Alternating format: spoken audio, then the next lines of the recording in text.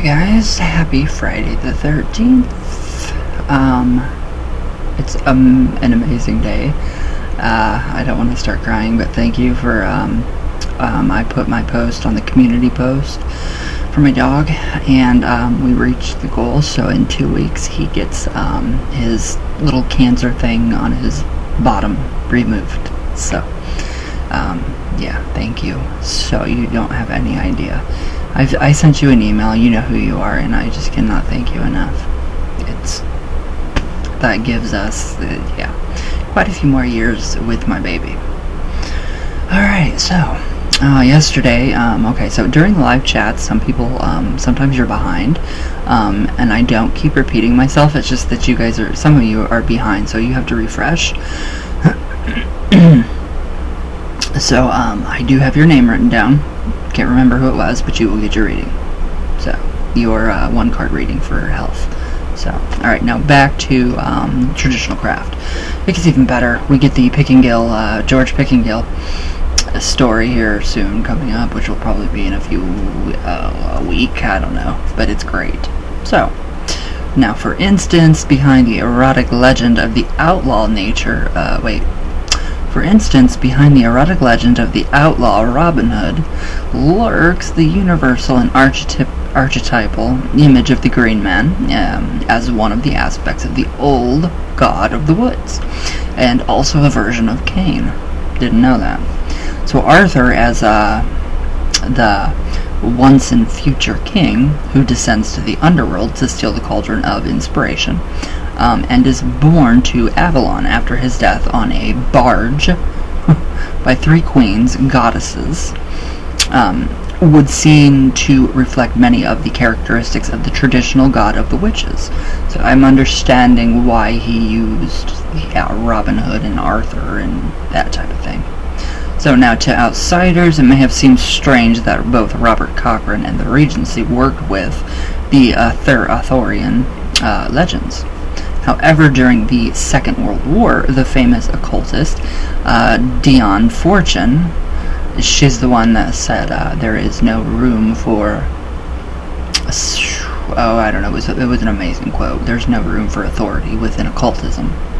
So Fortune sent out from the London headquarters of her Society of the Inner Light of a series of weekly letters to its members all over the country. In January and February of 1943, the particular subject covered in these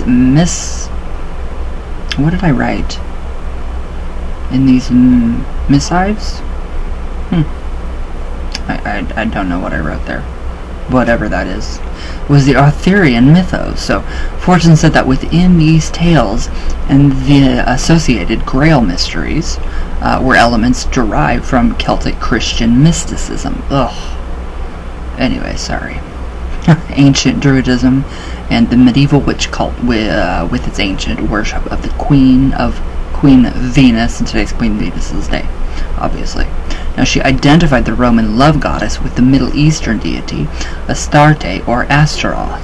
So, and she said her worship drew its inspiration from Greco-Roman, Egyptian, and Persian sources.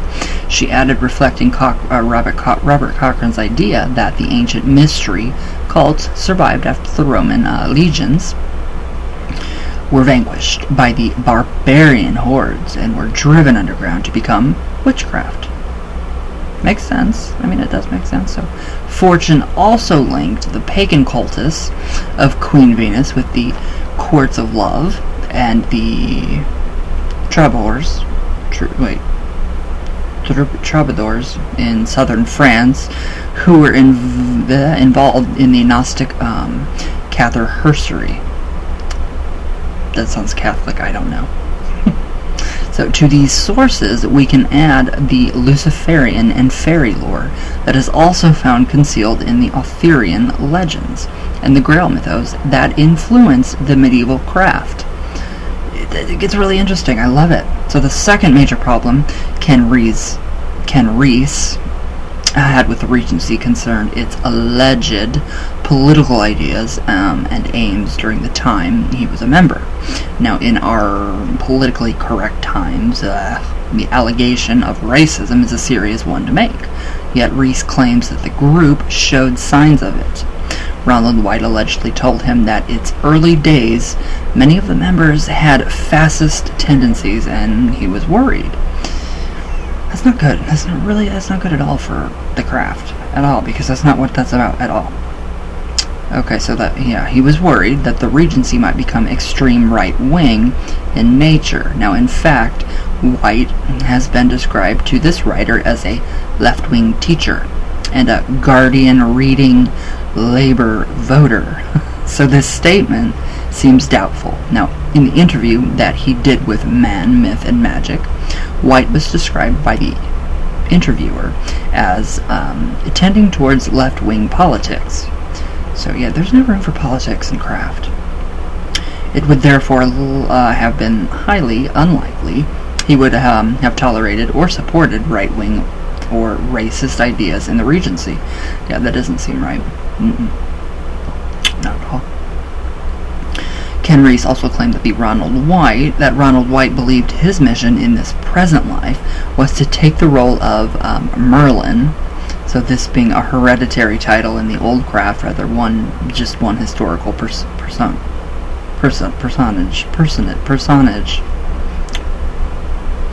I cannot speak. So, now as a kingmaker and a Restore Arthur, England's rightful son, as an example of some of the daft conspiracy rumors circulating about the Regency. Now, Rosina Bishop told this writer that she received a visit one day from a man from the Home Office, and he said he was investigating an anonymous tip-off, apparently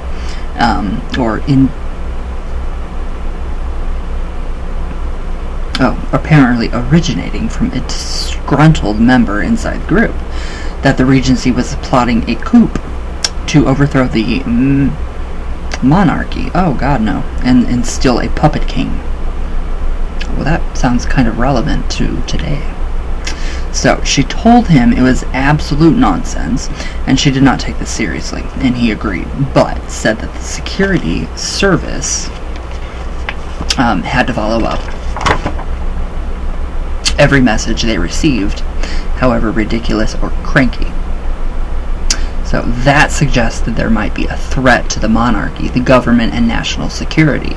So it went away, accepting that the allegation was completely untrue. Now, despite his reservations about the Regency, Ken Rees believed that its contribution to the contemporary pagan scene had been underplayed. Now, at the time when it was active and flourishing, it afforded, he says, one of the few pagan alternatives to the secrecy of Gardnerian Wicca, the flamboyancy of Alexandrian Wicca, and the hippiedom of the pagan movement in Wales. Now, Rees says that its affirmation of the male and female mysteries within the same ritual structure, inherited, of course, from the Old Coven, was unique in its day.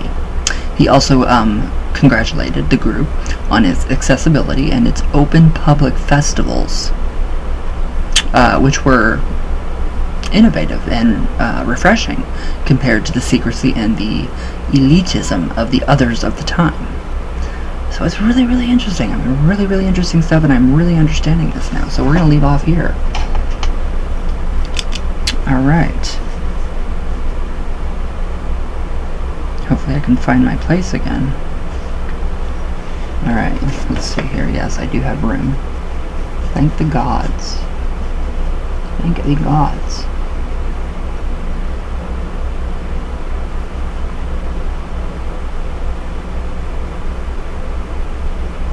Alright, let's just hope that I remember where I'm at.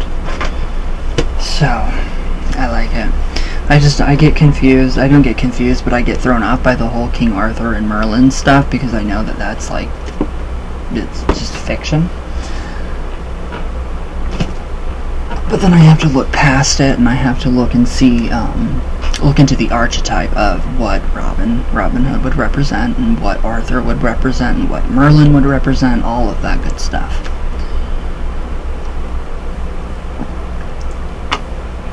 So yeah, it's just very different, very, very different. So, but it's making sense, and it's a really interesting system. So, but all right, guys. Again, thank you guys for the donation, and I will keep you updated, basically every day. So, but all right, guys. Have a great day. Happy Friday the 13th again. I love you all very much. I'm exhausted. And I will see you guys tomorrow. So, all my love, all the way from Venus, Queen Venus, obviously, all the way back down. And I'll see you guys tomorrow. So everybody, please be safe. Wear your mask. Yeah, don't get sick, please. And yeah, you guys know, whatever. I love you guys, and I'll see you guys tomorrow.